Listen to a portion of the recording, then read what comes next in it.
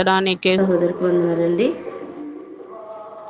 సేవకులు జాన్ గారు వాక్యాన్ని అందిస్తారు. మనం అందరము శ్రద్ధగా దేవుడు ఏం మాట్లాడతారని విందాం.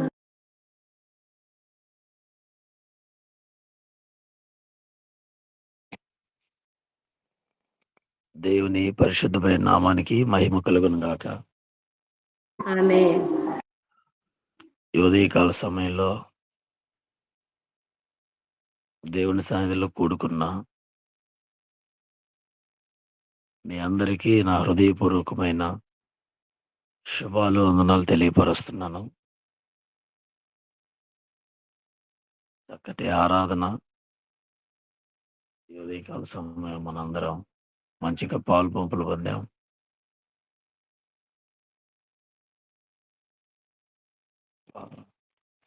చిన్న షార్ట్ టైం క్లుప్తంగా నేను ఒక చిన్న సందేశాన్ని చెప్తాను.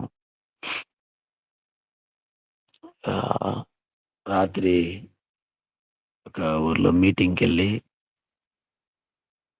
12 గంటలకల్లా ఇంటికి రావాలి.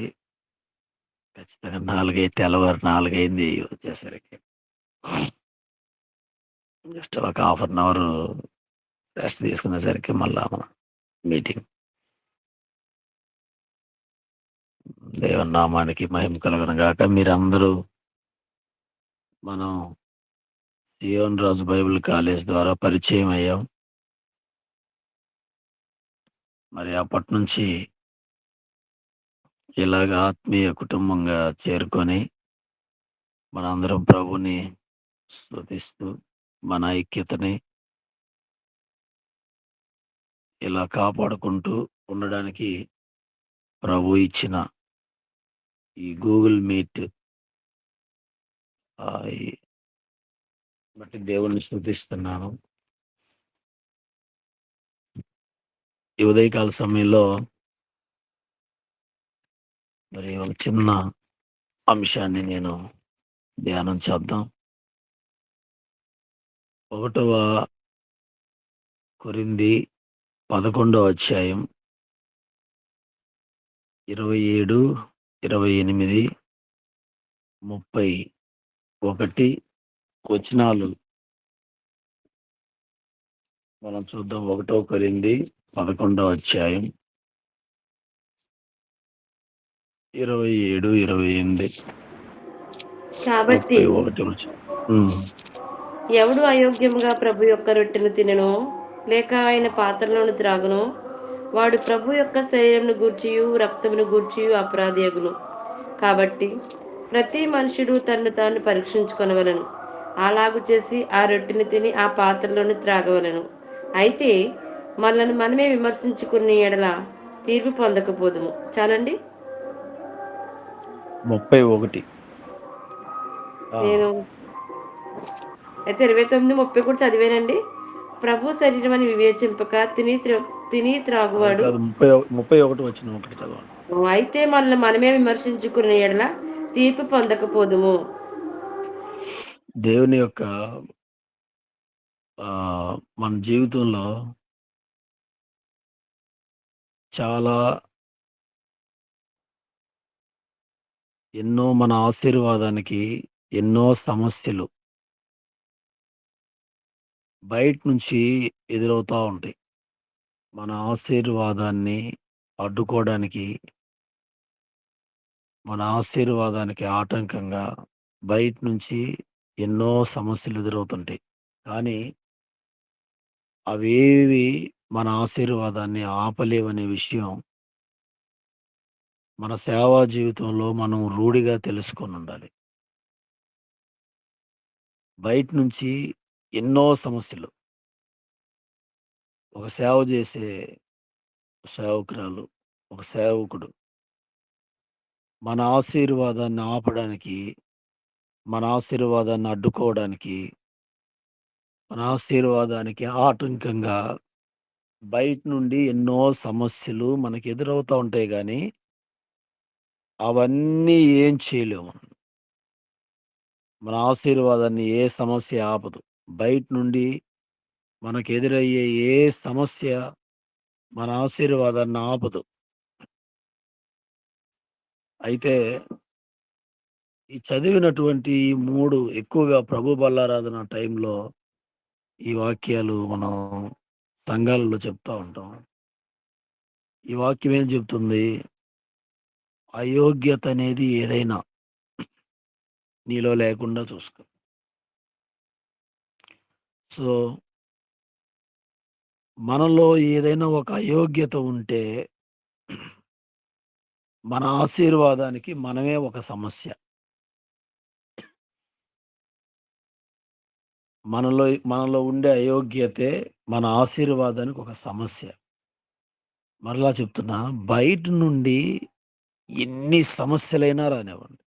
అవి మన ఆశీర్వాదాన్ని కొంచెం గూడా ఎప్పుడు ఆపలేవు. ఒక యేసు ప్రభు దగ్గరికి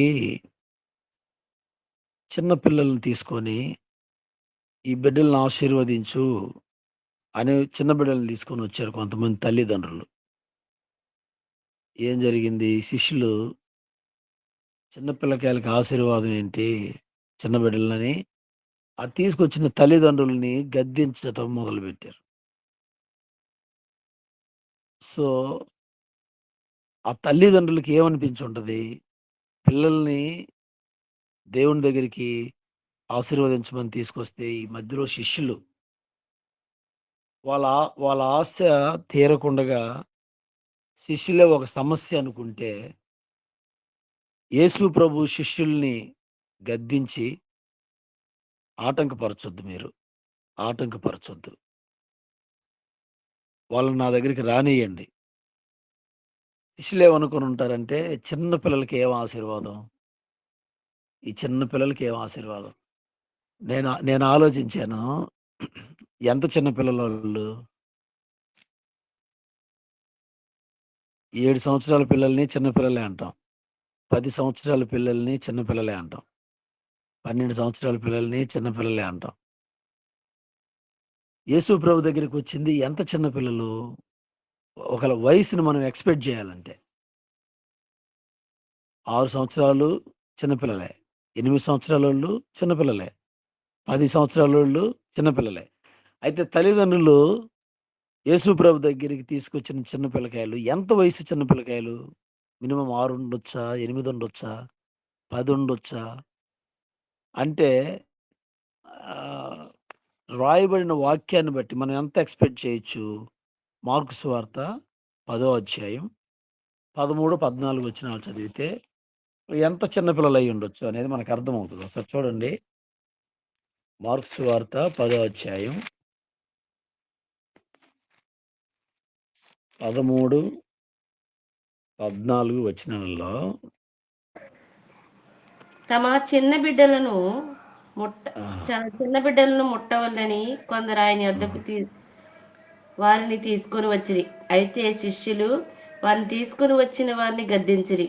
యేసు అది చూచి కోపపడి, చిన్న బిడ్డలను నా యొద్దకు రానీయుడి, వారిని ఆటంకపరచవద్దు. దేవుని రాజ్యం ఇలాంటి వారిదే. చిన్న బిడ్డల వలె దేవుని రాజ్యమును అంగీకరింపని వాడు అందులోని ఎంత మాత్రము ప్రవేశింపడని మీతో నిశ్చయముగా చెప్పుచున్నానని చెప్పి, ఆ బిడ్డలను ఎత్తి కౌగిలించుకొని వారి మీద చేతులుంచి ఆశీర్వదించెను. ఇప్పుడు ఈళ్ళ వయసు ఎంతుండొచ్చు? బిడ్డల్ని ఎత్తుకొని కౌగిలించాడు. అంటే ఒక 10 సంవత్సరాలు గూడా ఉండవు వాళ్ళకి. 10 సంవత్సరాల పిల్లలైతే ఆశీర్వదించమని తీసుకొస్తే నెత్తి మీద చేయి పెట్టి ఆశీర్వదిస్తారు. 8 సంవత్సరాలైనా అంతే. మరి ఒక 5 సంవత్సరాలు, 4 సంవత్సరాలు వయసులో మరి చిన్న పిల్లలుగా ఉంటే ఇప్పుడు యేసు ప్రభు ఎత్తుకొని కౌగిలించి వారి మీద చేతులుంచి వారిని ఆశీర్వదించాడు. ఎవరిని ఎత్తుకుంటాం? ఒక 5, 6 సంవత్సరాల లోపు ఉంటేనే గదా ఎత్తుకునేది. అంత చిన్న పిల్లలు. వాళ్ళెందుకు తీసుకొచ్చారు అంత చిన్న పిల్లల్ని? శిష్యులేం అర్థం చేసుకున్నారు? 4, 5 సంవత్సరాలన్నా లేవు వీళ్ళకి. ఈళ్ళని ఆశీర్వదించమని తీసుకొస్తున్నారు. అయ్యా! ఈ బిడ్డల్ని పెద్దయిన తర్వాత కోటీశ్వరులు జేయ్యయ్యా! ఈ బిడ్డల్ని బాగా ఐశ్వర్యవంతులు జేయని వాళ్ళు తీసుకురాలా. ఖచ్చితంగా ఆ చిన్న బిడ్డలని తీసుకొనొచ్చి ఆశీర్వదించమంటంలో తల్లిదండ్రుల యొక్క ఉద్దేశ్యం. అయ్యా! పెద్దయిన తర్వాత ఈ చిన్న పిల్లలు వీళ్ళు మరి అవిధేయులుగా మారగూడదు. సాతాను చేతుల్లో, లోకంలో సాతాను చేతుల్లో బందీలుగా మారకూడదు, నరహంతకులు అవ్వకూడదు, దొంగలు అవ్వకూడదు, పాపులు అవ్వకూడదు. కాబట్టి ఈ బిడ్డలను ఆశీర్వదించయ్యా అని తల్లిదండ్రులు అంత చిన్న పిల్లల్ని ఆశీర్వదించమన్నారంటే, వాళ్ళు ఎంతోమంది వాళ్ళ కళ్ళతో యవనస్తులు ఎంత దారి తప్పిపోయి ఉంటారు. మరి విచ్చలవిడిగా బ్రతుకుతున్న యవనస్తుల్ని ఆ రోజుల్లో గూడా వాళ్ళు చూసుంటారు. అందుకని ఆ చిన్న బిడ్డల్ని తీసుకొచ్చి పెద్దయిన తర్వాత మరి వీళ్ళు అవిధేయులుగా, పాపులుగా, త్రాగుబోతులుగా, ఆ! వ్యభిచారులుగా మారగూడదు, దొంగలుగా మారగూడదు. ఆశీర్వదించయ్యా వీళ్ళని అంత చిన్న పిల్లల్ని యేసు ప్రభు ఎత్తుకొని కౌగిలించుకొని ఆశీర్వదించారంటే వాళ్ళు ఎంత చిన్న పిల్లలై ఉండొచ్చు. అయితే శిష్యులు అర్థం చేసుకోలేదు. వారిని ఆటంకపరిచారు. తల్లిదండ్రులను ఆటంకపరిచారు. పిల్లల్ని ఆశీర్వదించాలన్న తల్లిదండ్రుల ఆశకు ఆటంకంగా, సమస్యగా శిష్యులుంటే ప్రభు శిష్యుల్ని గద్దించాడు. వారిని ఆటంకపరచొద్దు అని. మన జీవితంలో మనం జేసే సేవలో, మన పరిచర్యలో సమస్య అనేది బయట నుండి గనకొస్తే, మన ఆశీర్వాదాన్ని అడ్డుకొనే, మన ఆశీర్వాదాన్ని ఆపే, మన ఆశీర్వాదాన్ని మరి మన ఆశీర్వాదానికి ఆటంకంగా సమస్య బయట నుండి వస్తే, అది నిన్నేమి చెయ్యదు. దేవుడు దాన్ని తీసేస్తాడు. బయట నుండి సమస్యొస్తే, దేవుడు దాన్ని తీసేస్తాడు. బయట నుండొచ్చే సమస్యల మీద అసలు మనం దృష్టి పెట్టాల్సిన అవసరమే లేదు. బయట నుండి వచ్చే పోరాటాల మీద మనం దృష్టి పెట్టాల్సిన అవసరమే లేదు. బయట నుంచి ఎదురయ్యే సమస్య ఏదైనా గూడా నువ్వసలు దాని గురించి చింతించాల్సిన పని లేదు. భయపడాల్సిన పనే లేదు. కానీ, మనం చాలా సార్లు బైబిల్‌లో మనం చూస్తే, మన జీవితంలో కొన్నిసార్లు మన ఆశీర్వాదానికి మనమే ఒక సమస్యగా ఉంటాం. మనమే ఒక సమస్యగా ఉంటాం. మన ఆశీర్వాదానికి మనమే ఒక సమస్యగా ఉంటాం. అప్పుడు నిజంగా ఆశీర్వాదాన్ని మనమే ఎప్పుడైతే సమస్యగా మారతామో, అప్పుడే ఆశీర్వాదం ఖచ్చితంగా మనం చూడలేము. దేవుని కార్యాన్ని మనం చూడలేము. ఉదాహరణకి ఒక యవనస్తుడు ప్రభువు దగ్గరికి ఆహ్, పరలోక రాజ్యం కావాలి అని ప్రభు దగ్గరికొస్తాడు ఒక యవనస్తుడు. నాకు పరలోక రాజ్యం కావాలి అని ప్రభు దగ్గరికొస్తాడు. అప్పుడు ప్రభు ఏం చెప్తాడు ఆ యవనస్తుడికి, ప్రభువా నేను అన్ని ఆశీర్వాదాలు పొందుకున్నాను. నాకు అన్నీ ఉన్నాయి. కానీ పరలోక రాజ్యం అనే ఆ ఒక్క ఆశీర్వాదం గూడా నాకు కావాలి అని ప్రభు దగ్గరికొచ్చాడు. ప్రభు ఏం జెప్పాడు? "నీకు ధనాపేక్ష ఉంది. నీకు కలిగినవమ్మి పేదలకివ్వు" అనన్నాడు. మనం ఏం చదువుతాం బైబిల్‌లో అంటే, ఆ మాటకు ఆ మనిషి మొఖం చిన్నబుచ్చుకొని వెళ్ళిపోయాడు. అంటే ఎన్నో ఆశీర్వాదాలు పొందిన ఈ వ్యక్తి పరలోక రాజ్యం అనే ఆశీర్వాదాన్ని పోగొట్టుకోవడానికి, పరలోక రాజ్యం అనే దీవెన పోగొట్టుకోవడానికి ఎవరు కారణం? తన జీవితంలో తన ఆశీర్వాదానికి తనే సమస్య. ప్రభువు చెప్పిన ఆ మాటకి ఫీలయిపోయాడు. ముఖం చిన్నబుచ్చుకున్నాడు. మిస్‌అండర్‌స్టాండ్ చేసుకున్నాడు. ఇప్పుడు పరలోకం అనే ఆశీర్వాదం పోయింది. చూడండి నేను చెప్పిన 2 వాక్యాల డిఫరెన్స్. తల్లిదండ్రులు బిడ్డలను ఆశీర్వదించమని తీసుకొస్తే శిష్యులు ఆటంకంగా ఉన్నారు. బయట నుండొచ్చే సమస్య, బయట నుండొచ్చే సమస్య నీ ఆశీర్వాదాన్ని అడ్డుకోవడానికి బయట నుంచొచ్చే సమస్య అయితే దేవుడు తీసివేస్తాడు. కానీ ఇక్కడ ఈ యవనస్తుడు అన్ని ఆశీర్వాదాలు పొంది పరలోకం అనే ఆశీర్వాదం గూడా నేను కావాలని వచ్చాడు. ఆశ బాగుంది గానీ, బాబు నీ క్రియ బాలేదు కొన్ని. నీ ఆశలు బాగుంది గానీ పరలోక రాజ్యం కావాలనుకోవడం. నీ క్రియలు కొన్ని బాలేవు. నీ క్రియలు కొద్దిగా మార్చుకో అన్నాడు. ఆ మని ఆ మాటకు ఆ వ్యక్తి ముఖం చిన్నబుచ్చుకొని వెళ్ళిపోయాడు. అంటే ఈ వ్యక్తి పరలోక రాజ్యం అనే ఆశీర్వాదాన్ని పోగొట్టుకోవడానికి తనే తన జీవితంలో తన ఆశీర్వాదానికి తనే ఒక సమస్య. నువ్వు వెళ్తున్న మార్గంలో నీకు బయట నుండి సమస్య ఎదురవుతుందా? అది నిన్నేమి చేయదు. దాని గురించి నువ్వు భయపడొద్దు. నీ పరిచర్యను అదేమి చేయదు. నీ నువ్వు వెళ్తున్న మార్గంలో బయట నుంచి వచ్చే సమస్యలు నిన్నేం చేయవు. నువ్వు వాటి గురించి భయపడొద్దు. బయట నుండి వచ్చే ఏ సమస్య నీ పరిచర్యపై ప్రభావం చూపదు. అది అవలీలగా ప్రభు తొలగిస్తాడు. కానీ కొన్నిసార్లు మన ఆశీర్వాదానికి మనమే ఒక సమస్య అవుతుంటే, ఈ యవనస్తుల్లాగా మనమే ఒక సమస్య. ఇంకొక మాట చెప్తాను. అబ్రహాము, లోతు. అబ్రహాము, లోతుకున్న చిన్న వ్యత్యాసం ఏంటంటే, ఒక్క మాటలో చెప్పాలంటే, అబ్రహాము అంటాడు, ప్రభువా నువ్వు ఏం చెప్తే నేను అది చేస్తా. నువ్వేదైనా చెప్పు నేను అదే చేస్తా. నువ్వు చెప్పింది చేయడానికి నేనున్నాను ప్రభువా. నువ్వు చెప్పింది చేయడానికే నేను నిన్ను వెంబడిస్తున్నాను. ఇది అబ్రహాము యొక్క సమర్పణ. సింపుల్‌గా చెప్తున్నా. ఇది అబ్రహాము యొక్క నువ్వు చెప్పింది నేను చేస్తా. లోతు అట్ట కాదండి. లోతు ప్రభువా నేను చెప్పింది నువ్వు చెయ్యయ్యా అలా ఉంటది లోతు వ్యవహారం. నువ్వు చెప్పింది నేను చేస్తానయ్యా అనేది అబ్రహాము యొక్క విధేయత. అబ్రహాము యొక్క విధానం అది. దేవుడు ఏం చెప్తే అది చేయాలి. దేవుడు చెప్పిందే చేయాలని.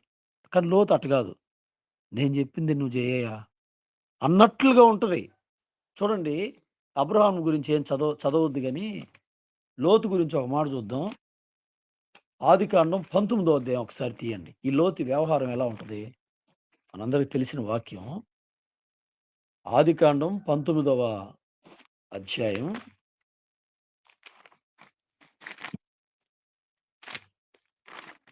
ఆహ్, ఆదికాండం 19వ అధ్యాయం.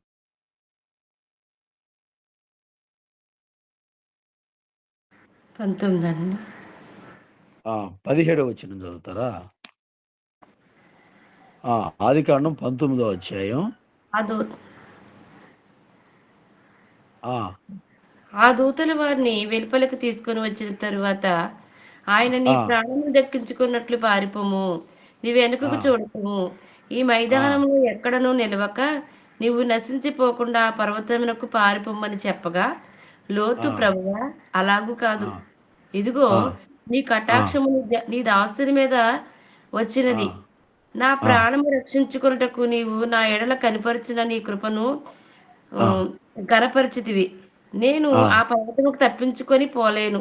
ఈ ఆ! కీడు నాకు సంభవించి చచ్చిపోదునేమో. ఇదిగో ఆ! పారిపోవుటకు ఈ ఊరు సమీపంలో ఉన్నది. అది చిన్నది. నేన్ నన్నక్కడికి చ చ తప్పించుకొని చాలు, పోనిమ్ము. చాలు. చాలు, చాలు. నువ్వు అందరూ సేవకులమే గాబట్టి మనం ఇంకా ఆహ్, చదవగానే మనకు కొన్ని అర్థమైపోతాయి. చూడండి ఇప్పుడు ప్రభు ఏం జెప్పాడు లోతుకి, "నువ్వు ఆలస్యం చేయొద్దు బాబు. నువ్వు ఆలస్యం చేయొద్దు. నువ్వు పారిపో. ఇక్కడ ఒక ప్రమాదం జరగబోతుంది.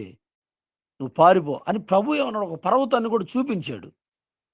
కనుచూపు మేరలో ఒక పర్వతాన్ని చూపించి, ఆ పర్వతానికి నువ్వు పారిపో. 17వ వచనంలో మరి సహోదరి చదివిన 17వ వచనంలో ఆ మాట. ప్రభువు ముందు ఒక పర్వతాన్ని చూయించాడు. సెలెక్ట్ చేసింది ఆయనే.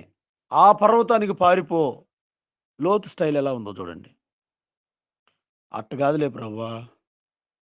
నువ్వన్నట్టు కాదులే ప్రభువా! మళ్ళా అక్కడ పోయేసరికి లేట్ అయిపోయిద్దేమో. ఇది ఇక్కడకు ఊరు సమీపం దగ్గరలో ఉంది. నువ్వు కరుణా కటాక్షాలు కలిగిన దేవుడిని. ఇటు పోతానులే ప్రభు అన్నాడు.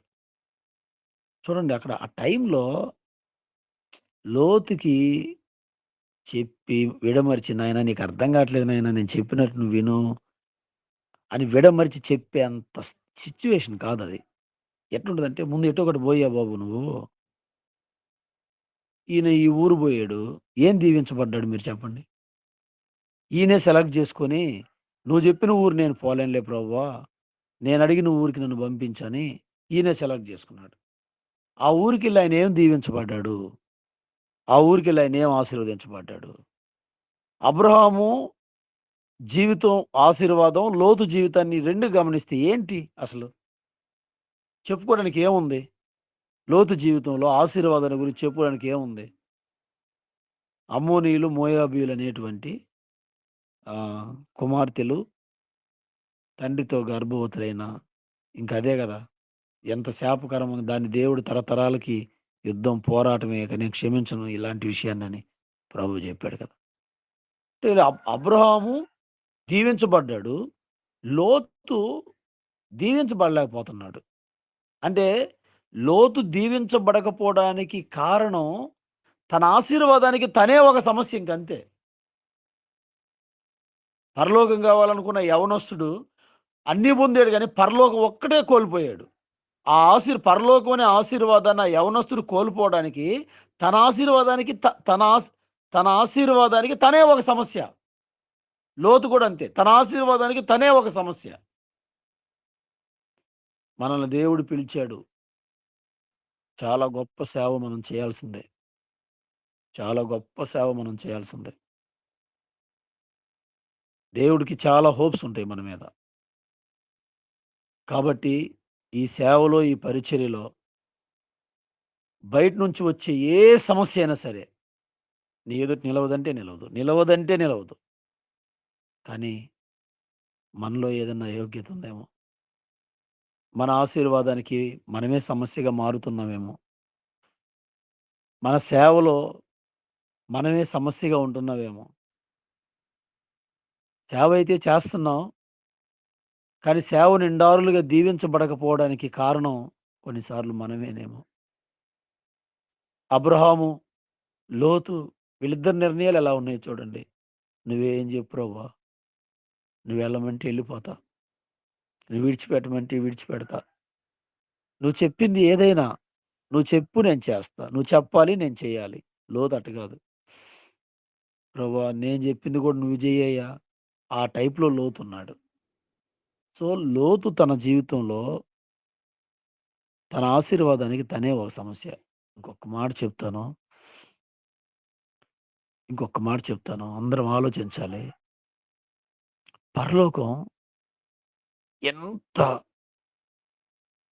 సంబరాలతో, ఎంత ఆనందంతో, కేరింతలతో, స్తుతులతో పరిశుద్ధుడు, పరిశుద్ధుడు, పరిశుద్ధుడు, పరిశుద్ధుడు యెహోవా ఒక్కడే పరిశుద్ధుడు.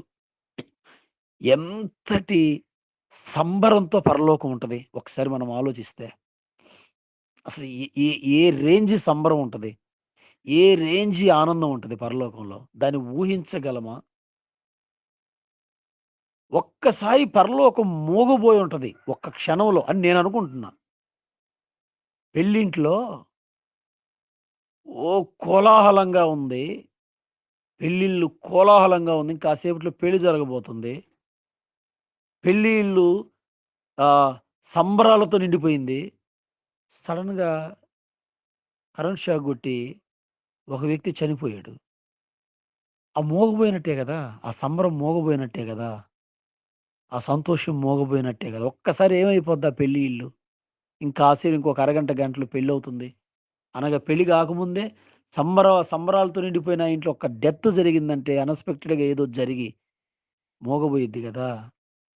పరలోకం గూడా ఒక్క క్షణం అయ్యుంటదేమో. ఒక మాటలో బాగా యేసు ప్రభు భూమి మీదకొచ్చి ఆ! ఆహ్, పరిశుద్ధాత్మ శక్తి ద్వారా కన్యమరి గర్భంలో ప్రభువు జన్మించాడు. ఆయన బాల్య వయసు నుంచి మరి దేవుని శక్తితో, బలముతో ఎదుగుతున్నాడు. దైవ సంకల్పం ఒకటి నెరవేర్చబడుతుంది. రక్షణ కార్యం ఒకటి రక్షణ కార్యం ఒకటి మరి నెరవేర్చబడుతూ ఉంది. ప్రజలకు విమోచన కలగబోతా ఉంది. ఆయన రక్తం చిందించబోతా ఉన్నాడు. మరి భూలోకంలో ఉన్నటువంటి మరి చీకట్లో అంధకారం నుండి అనేకులు తప్పించబడబోతా ఉన్నారు. ఇక ఆయన రక్తం కార్చాడు అనంటే, ఆ తర్వాత కలగబోయే విడుదల ఎంత గొప్పది. పరలోకం ప్రభువుని చూసి పులకించిపోతా ఉంది. సంభ్రమాశ్చర్యాలతో ఉంది. ఒక్క క్షణంలో యేసు ప్రభు అన్నాడు, "ఈ గిన్నె నా యొద్ద నుంచి తీసేయి" అన్నాడు. ఒక్క క్షణం పరలోకం ఎలా ఉండుంటదో మీరు అర్థం చేసుకోండి అసలు. అసలు వచ్చింది దేనికి? ఆ గిన్నెలో తాగడానికి. ప్రభువా నేను పుట్టిన దగ్గర నుంచి హేరోదు నన్ను చంపాలని చూస్తున్నాడు. రాజుగా నేనుండాలి గాని, నేను రాజుగా ఉంటే ఇంకొకడు రాజుగా ఉండడం ఏంటి? హేరోదుని లేకుండా చేశాడు దేవుడు. హేరోదుని లేకుండా చేశాడు. ఒకసారి మరియమ్మకు, యోసేపుకు ప్రత్యక్షమై, ఇదిగో బాలుడైన యేసును చంపాలనుకున్న వ్యక్తి లేడు. నేను చంపేశా ఆయన్ని. మీరు బయలుదేరండి ఇంకా అన్నాడు. హేరోదు యేసు ప్రభుకు ఒక సమస్య. హేరోదు యేసు ప్రభుకు ఒక సమస్య. హేరోదును తీసేశాడు. నీ జీవితంలో బయట నుండి నీ ఆశీర్వాదానికి బయట నుండి ఏదైనా సమస్య వస్తే నిశ్చయంగా అది నీ ఎదుట ఉండదు. యేసు ప్రభు జీవితానికి హేరోదు ఒక సమస్య. హేరోదు అనే సమస్యను తీసివేశాడు దేవుడు. ప్రార్థన చేసుకొని బలం పొందుకుందాం. ప్రార్థన చేసి అభిషేకించబడదాం. ప్రార్థనలో ఉంటే శక్తి దొరుకుద్ది. ఉపవాసంలో ఉంటే దైవ బలం దొరుకుద్ది అని యేసు ప్రభు ఉపవాసంలో ఉంటే సాతాను ఒక సమస్య. రాళ్ళు రొట్లుగా చేసుకొని తిను. కొండ మీద నుంచి దూకు, గొప్ప పేరొస్తది. నా కాళ్ళకు మొక్కు, నిన్ను పరిపాలకుడిగా చేస్తాను అని. సాతాను ఒక సమస్య.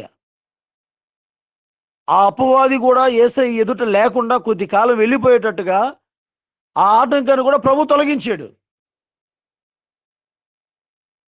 యేసు ప్రభు జీవితంలో హేరోదు ఒక సమస్యగా ఉంటే హేరోదుని తీసేశాడు. సాతాను కూడా ఒక సమస్యగా ఉంటే గద్దిస్తే సాతానుడు వెళ్ళిపోయాడు. సాతాను కూడా తొలగించబడ్డాడు కొంతకాలం. ఇప్పుడు ఈ గిన్నె సమస్య అంటే, ఆ గిన్నెలో ఏమున్నాయి? 39 కొరడా దెబ్బలున్నాయి. ముళ్ళ కిరీటం ఉంది. ఉమ్మి వేయించుకోవాలి. అవమానాలున్నాయి. ఆ!